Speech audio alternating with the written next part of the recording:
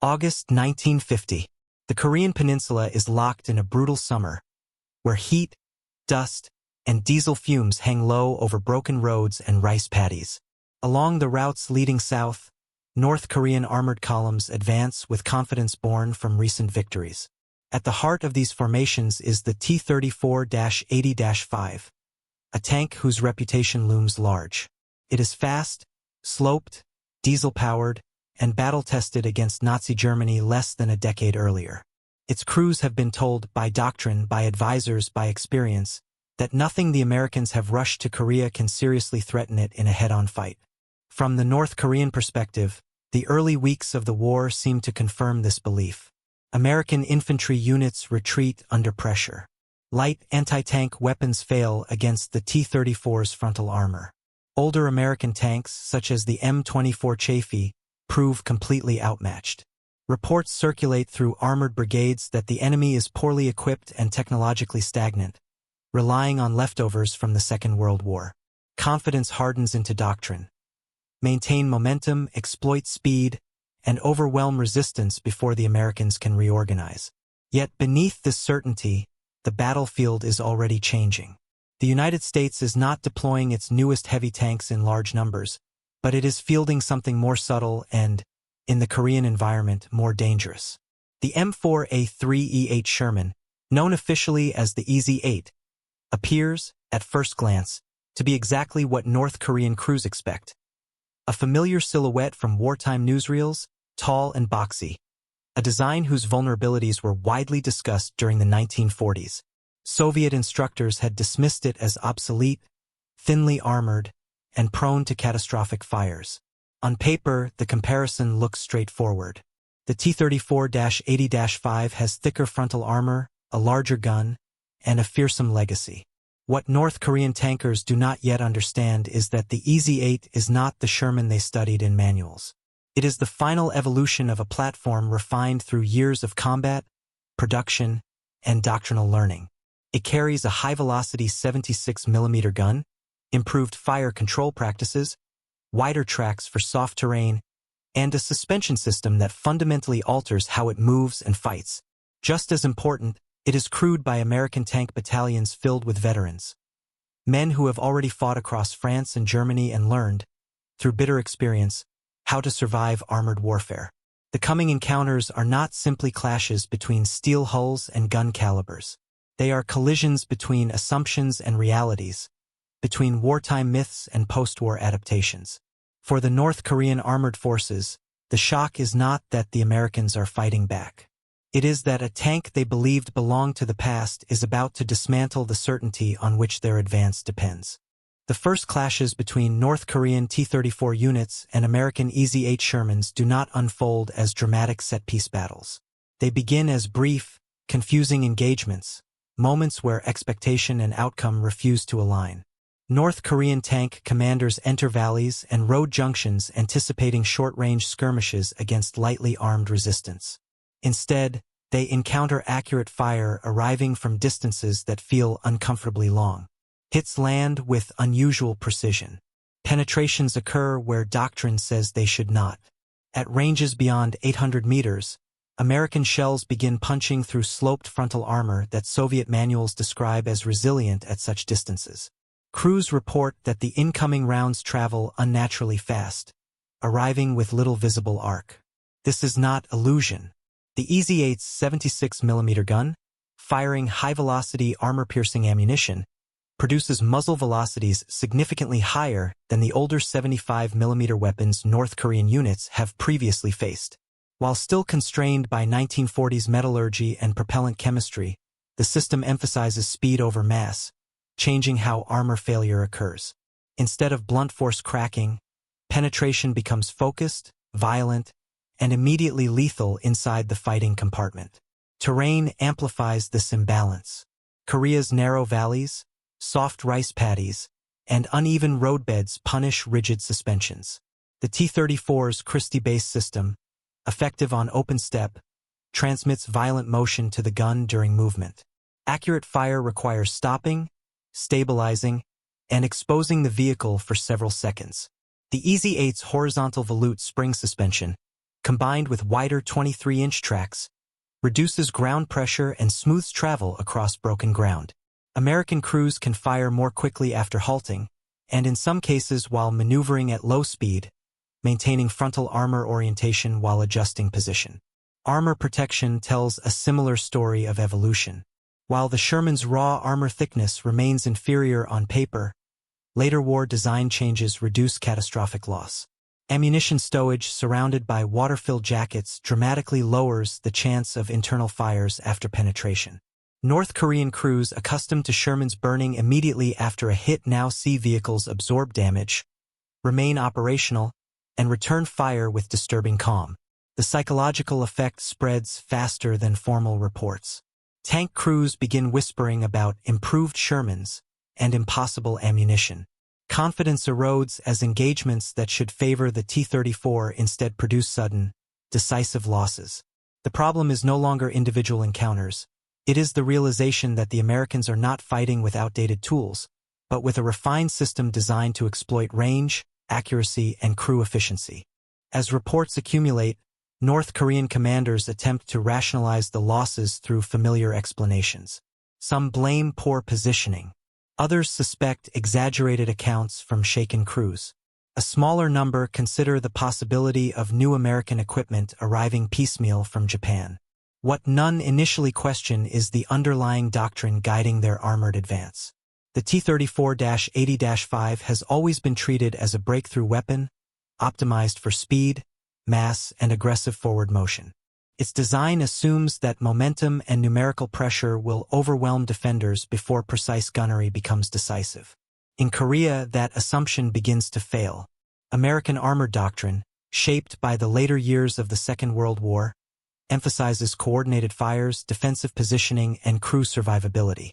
EZ-8 units are rarely thrown forward alone. They operate alongside infantry, artillery observers, and forward air controllers. Even when outnumbered, they fight from prepared positions that maximize standoff distance and limit avenues of approach. Engagements are shaped by terrain selection rather than raw speed. The Sherman's role is not to charge, but to dominate specific ground and deny movement. This doctrinal mismatch becomes most evident during attempted North Korean countermeasures. Night attacks are ordered to neutralize American range advantages. Narrow roads and valleys are selected to compress the battlefield and force close-range fighting. On paper, this favors the T-34's thicker armor and heavier shell. In practice, American units respond with illumination rounds, pre-registered artillery fire, and disciplined fire control. Star shells turn darkness into harsh artificial daylight, freezing advancing armor into stark silhouettes. Once identified, targets are engaged methodically, often destroyed before they can close to effective range. Crew workload further widens the gap. The T-34's two-man turret places an immense burden on its commander, who must observe, communicate, load, and aim under fire. In the EZ-8, these tasks are divided among three specialists. American commanders focus on situational awareness, using cupolas that provide near-complete visibility. Gunners concentrate on target engagement, while loaders maintain a steady rate of fire. Over time, this difference manifests not only in accuracy but in tempo. American tanks fire more often, recover faster, and react sooner to emerging threats. By late summer 1950, the pattern is undeniable. The T-34 remains dangerous, but its dominance is situational and fleeting. The EZ-8, underestimated and misunderstood, is proving to be the more adaptable fighting system. What began as confusion is hardening into a grim realization. The battlefield no longer rewards reputation. It rewards integration, refinement, and crews trained to exploit every advantage their machine can offer. The technical explanation for this shift does not lie in a single breakthrough, but in the convergence of incremental improvements applied with clear intent. American ammunition development plays a decisive role. High-velocity armor-piercing rounds, including tungsten cord projectiles reserved for priority engagements, alter the engagement envelope. These rounds are scarce and carefully allocated, but when used, they transform the 76mm gun from a marginal threat into a decisive one. Their flatter trajectory reduces range estimation errors, and their penetrative mechanism defeats armor through concentrated kinetic energy rather than sheer mass. For North Korean crews trained to expect ricochets at long range, the effect is both lethal and disorienting. Fire control practices further compound the advantage. American tank units emphasize ranging shots, rapid correction, and communication between vehicles. Engagement data is shared quickly, allowing multiple tanks to bracket targets within seconds. This collective gunnery approach contrasts sharply with the more individualistic firing patterns of T-34 crews, who often rely on visual judgment under extreme stress. The result is asymmetry. American tanks achieve first-hit probability at ranges where their opponents are still struggling to find the correct elevation. Logistics and maintenance also shape outcomes in ways that are less visible but no less decisive. The EZ-8 benefits from a mature supply chain that keeps engines, transmissions, and guns operational despite constant movement. Breakdowns occur, but recovery and repair are systematic. The T-34's mechanical simplicity, once an advantage, becomes a liability when operating continuously over rough terrain without adequate spare parts or rest cycles. Fatigue accumulates in both machines and crews, degrading performance precisely when precision matters most. By early September, North Korean armored units face a strategic dilemma. To remain at range invites destruction by accurate American fire. To close the distance requires exposing columns to artillery, air attack, and prepared kill zones.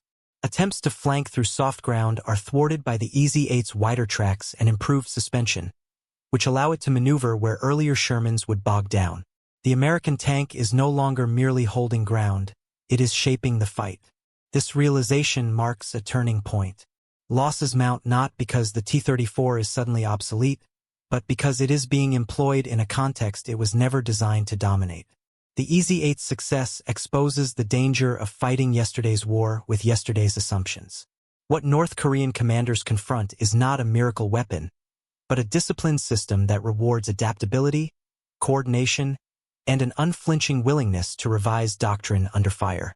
As the balance tips, the consequences extend beyond individual engagements and into the structure of the North Korean advance itself. Armored formations that once spearheaded operations now move with hesitation. Columns disperse, seeking concealment rather than speed. Tank commanders begin deferring movement until infantry scouts can probe ahead, slowing the tempo that initially defined their success. This caution is not born of cowardice, but of uncertainty. The assumptions that guided training no longer align with battlefield outcomes, and every ridgeline becomes a potential killing ground. American forces exploit this hesitation with methodical precision. EZ-8 units are integrated into layered defenses that combine armor, infantry anti-tank teams, and artillery. Tanks are positioned to cover likely avenues of approach, engaging at ranges that maximize gun performance while minimizing exposure.